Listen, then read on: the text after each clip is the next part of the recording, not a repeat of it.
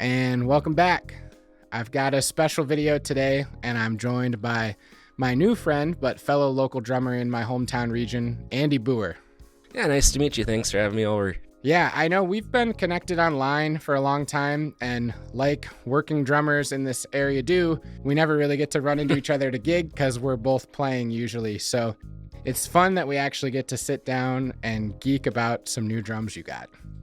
Made a unexpected purchase, so glad to talk about them because it was a little bit of a pretty penny spent. Yeah, well, when I saw that you got these drums, I wouldn't say I was surprised because I knew you were a huge fan of Slingerland drums. You have a kit, you have some vintage snares. These just came out. The buzz is going crazy right now about Slingerland being reintroduced to the marketplace. I hit you up right away as I saw you post a picture like, can you come over and can we talk about these and can I hear them? Because even though, you know, they're not mass producing, but they're making a lot of these drums. And I believe these first batch of these reissues are limited edition.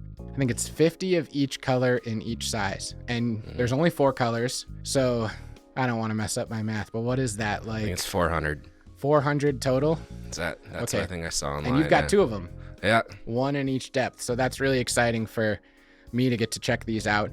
But I want to start by talking about how you got into Slingerland, what you like about them.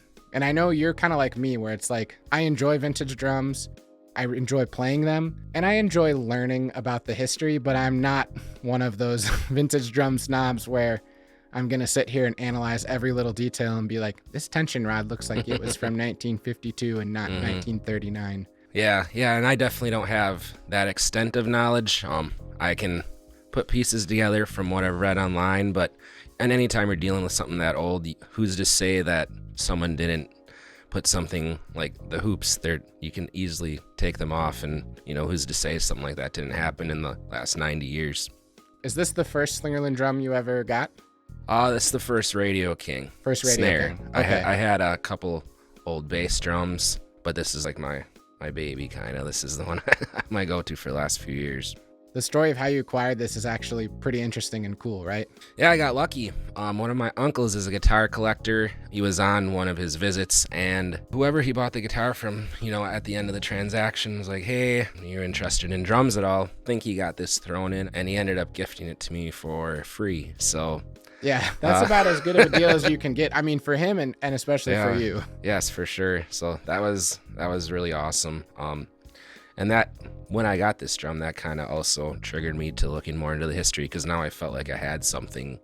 It's my impression that like Ludwig and Gretsch are kind of the time-tested, everybody knows about, and they've survived their entire legacy, right?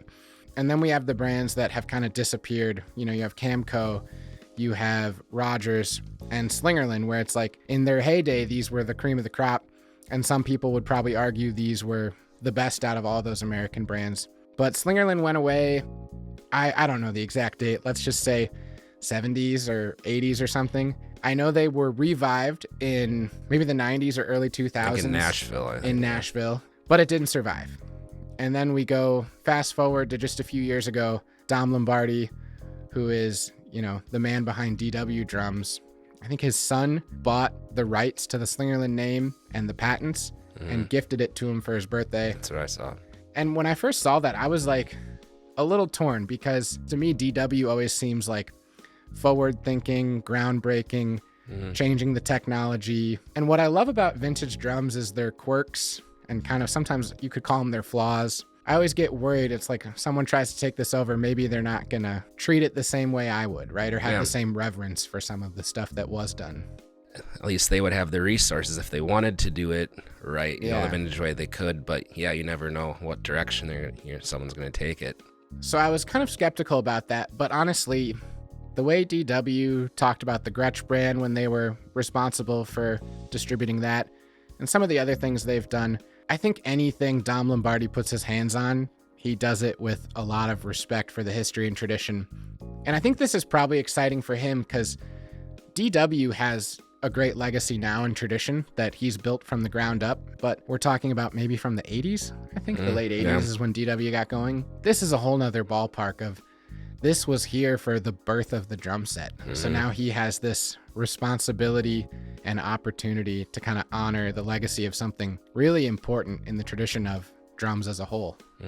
Yeah, no, I mean, when I picked these up and looking at them, I think they definitely did a good job. Looks like they did it right. Obviously, the NAMM show was a few weeks ago where they launched these drums now. Everything I've seen from all the people who have made videos, they all kind of echo the same thing, that this was done at an amazing level and this is the start of something really special, it seems. But I was excited for us to get to sit here and talk about these because all those videos out there are from what I would call like big retail, right? You know, your Sweetwaters, Drum Center of Portsmouth, where their goal is to sell you a product. I do think they have genuine excitement and they're trying to sell you a product that works for you. But at the end of the day, the goal is to make money. So I'd like to think that we're not too biased, although these are all your drums. So I think we know where your thoughts are on this. But going back to this old one, I think what makes the Radio King really unique, right, is the solid shell. And a lot of people think that that has this superior sound. I think part of that is you don't have as much glue holding all these plies of wood together. This drum is kind of like a rat rod, right? I don't want to offend you. No. But there's some modifications, some things that are falling apart a little bit, some things you've kind of had to hobble back together. I'll start with what I think the era it's from. I did some research online, and I don't claim to be a know-all expert, but I can piece together generalizations from what I've looked at. But it has the etched rim, which I guess they did, right away in the beginning, which is around 1936, and then after that, when they started making more, they did a stamp. So assuming the rims are correct, this is probably era 1936. Also, the lugs don't even have an insert. The tension rod just goes right into the lug. Right, so it's all like cast there. Yeah, so I mean, if I were to strip something, I don't know, I guess it's shot. Yeah. I don't know. There's, some things you can Maybe do tap to try to fix it. Yeah, maybe like fill it and tap a new hole. Yeah. But yeah, it would be really challenging. The biggest thing, obviously, is the throw-off strainer and butt plate. I had this drum. I liked how it sounded, but I would hit the snare, I don't know, halfway through a song, the snare would disengage. I could not find any retrofitted strainer that would fit into the original holes. So the simple solution would be just drill some new holes and put a new strainer in. I did not want to do that because I was hopeful someday there would be something that would fit in those original holes, which looks like maybe there will be. So what I did is I took a little piece of sheet metal, my trick strainer and butt plate. Throw off and the butt plate aren't actually attached to the drum. They're attached to the sheet metal, and the sheet metal is attached to the drum. So it's, I mean, it is a Frankenstein, but it works. I kind of like seeing how things are hobbled together, and this is kind of my appreciation for player grade drums. So I think that's cool and a great way to not have to disrupt the integrity of the original holes and add anything else. Because I've definitely gotten some grief from people about drilling new holes or plugging holes on vintage drums, but I want to play them. Yeah. And I want them to work for gigging in any circumstance, not just at home in my studio for 5 minutes before a piece gives out. Yeah. And what's really exciting about these new Slingerland drums, I think everyone's freaking out about the actual drums, but for me, it's like the whole ecosystem they can build to help serve the drummers who have vintage Slingerland drums. I saw Slingerland talking about that they will make these parts available soon. So my guess would be is if you have an old shell that's in great shape, but the hardware's totally gone, you can probably invest some money into making it a working man's drum that also looks like a showpiece, which is pretty cool. Yeah, I think that's very exciting. I'm looking forward to it. And yeah, I definitely, the trick strainer is great, but I'm looking forward to getting that off. All right, well, let's talk about these new drums a bit. They come in 2 different sizes, both 14-inch diameter. That one is 5 or 5.5? 5. 5.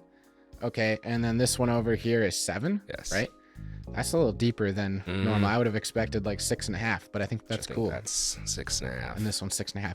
So you've got 3 all in this kind of like, I don't know if this is full on Duco, but a blue to silver fade. Yeah, I'm not sure if there's any trademark or anything, because I know Duco is the terminology used, but on the stickers and whatnot, it's called blue and silver lacquer. Okay. That's how they identify him. I like it too. It's kind of like a flat matte finish. It's not ultra glossy. To me, that makes it seem a little bit more aged. Yeah. I've had some vintage drums where I've refinished them and they look great, but it's like, man, it doesn't look vintage It anymore. looks brand new. I like that they have age wraps and stuff like that. So I think these look stunning. And they have all the same outfittings, the same visual looking throw off, the same internal muffler, solid shell with re-rings. And then the step that I think is really cool is Slingerland, they made it an experience, right? Where it's like, I'm sure opening these up was really special and fun because they include a case with all of them that have the Radio King branding. And you showed me some of the other pieces, some literature, certificate of authenticity, right? Yep. The logoed heads, and it's a little bit of an experience. I've never bought anything limited edition before. So Yeah. And I think the coolest part about it is you've got, what is that, a Remo coated ambassador with the Slingerland Radio King logo. And then you've also got a traditional hide head. When we're talking about drums from the 1930s, plastic heads didn't even exist yet. That wasn't even a concept. Everything was made out of calf or some other animal hide. Yeah. So they got Bovid Percussion. They got him to make heads for every one of these snares. So he had to make 400 of them. I guess. And the thing I thought was really cool about that is, like, again, collaboration and innovation, right? This is like the total DW thing. When Bovid makes their heads, they use, I have one up here. It's a wood flesh hoop to tuck the calf into, but DW was able to get Remo to supply, I guess, aluminum or metal flesh hoops for him to tuck all of these heads into. So I imagine they fit a little more consistent. They might be a little bit more durable, but just a lot of thought and care went into making this and the whole experience of getting one and having all these accessories for it. They really spared no expense. And you were even telling me about, was it the washers on the inside?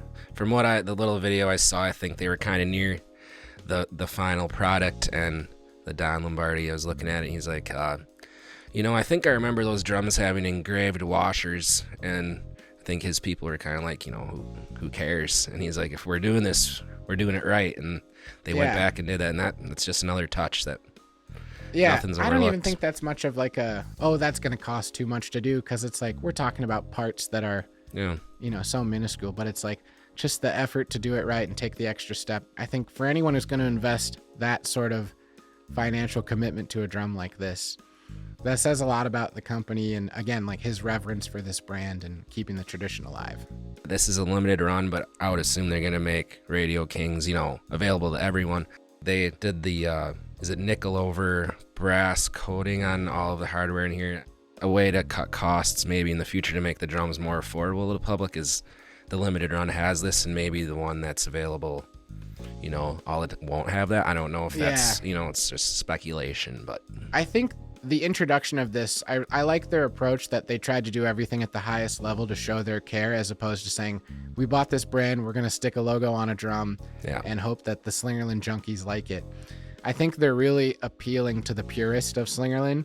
But, for me, as someone who has a passion for Gretsch and Ludwig and just any drums, I don't know if this is a step I'm ready to make, because I don't have that connection to Slingerland drums. But if they were able to make one that was a little bit more in that prosumer price point, on par with modern day Superphonics, Black Beauties, Gretsch Chrome over Brass, I would probably be interested in picking up, a solid shell that's going to have the sound, but maybe a little bit more of a working man's budget. Yeah, for sure. So, well, these look amazing. So I think we got to set them up and play them.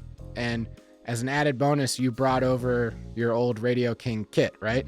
Yes, I brought my Radio King kit. Somewhere between 40 to 55 is what I estimate the age of it. When it's all together, it's pretty neat.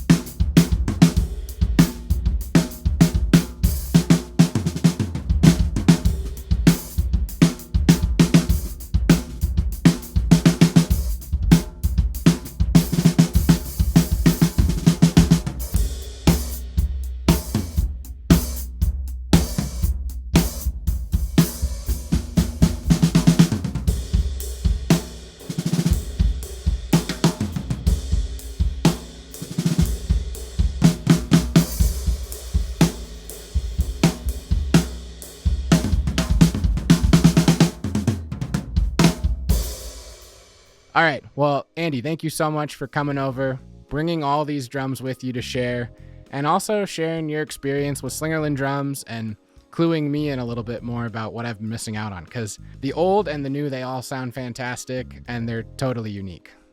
Yeah, I think they're great. I mean, to each their own.